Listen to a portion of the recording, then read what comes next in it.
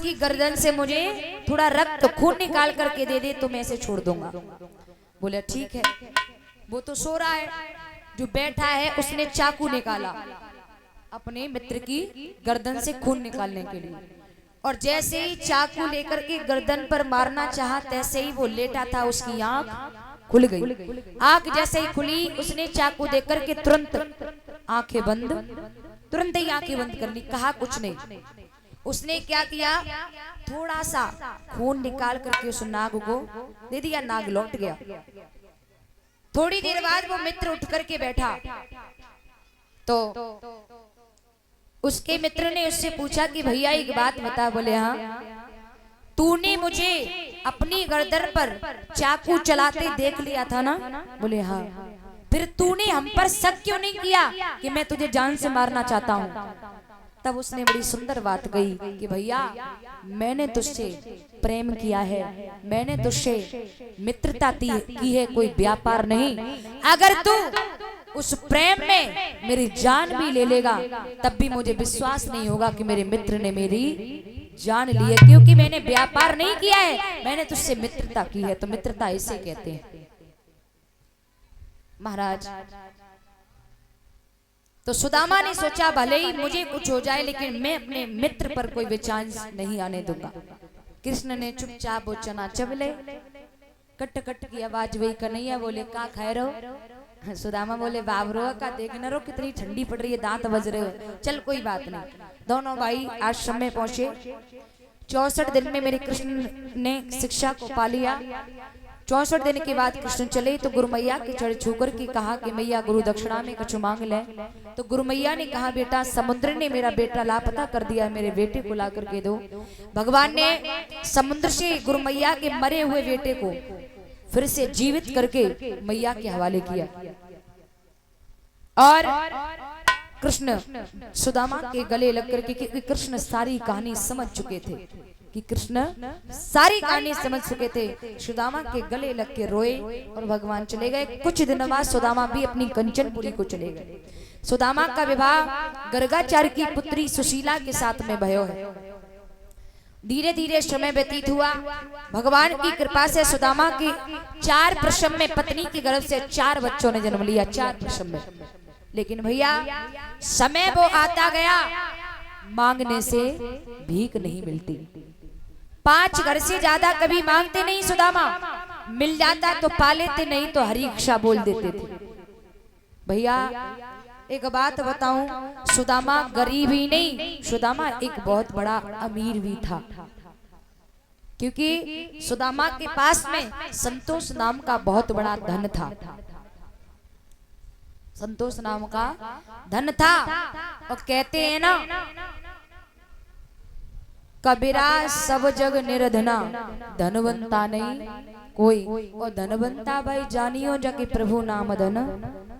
प्रभु के नाम की स्मृति है, संतोष है जिस घर में, वो बहुत बड़ा अमीर है। अरबों खरबों की धन दौलत है, प्रभु की याद नहीं है, घर में प्रेम नहीं है, संतोष नहीं है, धैर्य नहीं है, धीरज नहीं है, तो अरबों खरबों की संपत्ति भी राख खाक धूल है। याद रखना। सुदामा जी 5 घर से ज्यादा कभी नहीं मांगते। एक दिन की बात, सुदामा जी भिक्षा करने गए। भगवान कन्हैया ने देखा है कि सुदामा के बच्चे भूख से तड़फते हैं, रोते हैं। 8-8 दिन हो जाते हैं, पेट में अन्न नहीं जाता है। भगवान कन्हैया ने एक भिखारी का रूप बनाया। महाराज भगवान कन्हैया ने एक भिखारी का रूप बनाया, और भिखारी का रूप बना करके भगवान कन्हैया सुदामा के दरवाजे पर भिक्षा करने के लिए आए। 50 रुपए सम्मानित कर रहे हैं श्रीमान अरविंद यादव भैया जी, नंगला आपस से हैं। बड़े भाई जी छोटी बहन को 51 रुपए से भेंट कर रहे हैं। प्रार्थना करेंगे बड़े भैया के जीवन में कभी कली वेदना ना क्षेत्र में आगे हाथ बढ़ते रहा, आकांक्षा है। महाराज भगवान भिखारी का रूप लेकर के आए और सुदामा के दरवाजे पर आवाज लगाई, माताम भिक्षाम देही। तो मैया सुशीला आंखों में आंसू लेके बाहर निकल के आई। बाबा आपको भिक्षा नहीं मिलेगी। बोले क्यों? क्योंकि बाबा मेरे घर पे सूतक है। बोले सूतक? बोले हाँ। भगवान बोले काय को, मरे को या जिए को?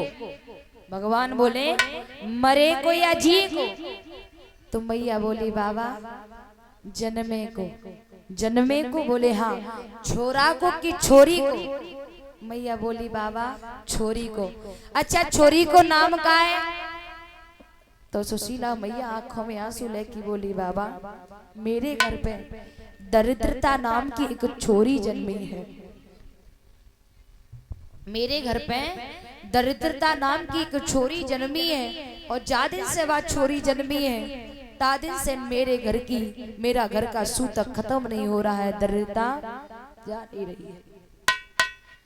तो भगवान कहने लगे अरे बावरी तू रो रही है,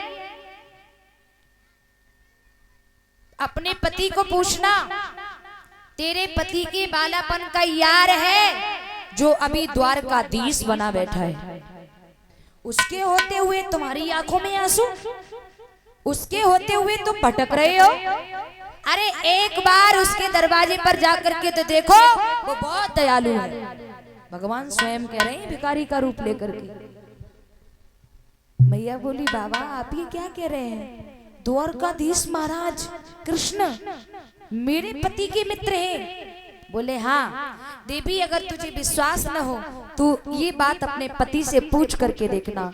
और देवी तुझसे निवेदन है तू एक बार अपने पति को उसके बालापन के यार के पास जरूर भेज देना, जरूर भेज देना। देवी तेरे घर का सूतक खत्म हो जाएगा, दरिद्रता तो पता ही नहीं चलेगी कहाँ चलेगी। भगवान इतना समझा करके लौटे और भगवान अंतर ध्यान हो गए। शाम को सुदामा आए। सुदामा जब आए तो सुशीला बोली पिया एक बात बताओ। बोले हाँ आपने हमसे बहुत बड़ी बात छुपाई है। बोले कहा? सच सच बताना, क्या जो अभी द्वारकाधीश बने बैठे हैं वो कृष्ण आपके बालापन के यार हैं? सुदामा थोड़े सख्त आ गए, अगर मैं इससे कहूंगा तो ये जिद करेगी वहां भेजने की। सुदामा बोले हाँ हाँ पर तुझे किसने बताया? पर तुझे किसने बताया? तो मैया बोली एक बाबा जी आए थे, उन्होंने कहा अरे बाबरी तू उन धीस के होते हुए रो रही है, एक बार तू अपने पति को वहां भेज करके देख, वो बहुत दयालु है। और अपने पति से पूछ करके देखना, वो तो उसके वालापन का यार है। सुदामा की आंखों में आंसू आ गए। ये बात बताने वाला मेरे कृष्ण के अलावा, मेरे माधव के अलावा कोई नहीं हो सकता है। सुदामा जी हिलकी भर के रोए और कहा हाँ भामिनी ये बात सत्य है। तो सुशीला बोली पिया आप उनके पास चले जाओ, सिर्फ उनके दर्शन करके लौट आना। सुदामा कहने लगे अरे बाबरी पिता मित्र गुरु के यहाँ जाया जाता है, कभी खाली हाथ नहीं। भेंट के लिए कुछ न कुछ होना चाहिए, कुछ न कुछ होना चाहिए, लेकिन हमारे यहाँ तो कछु नहीं है। सुशीला और रोई की सुदामा बोली बाबरी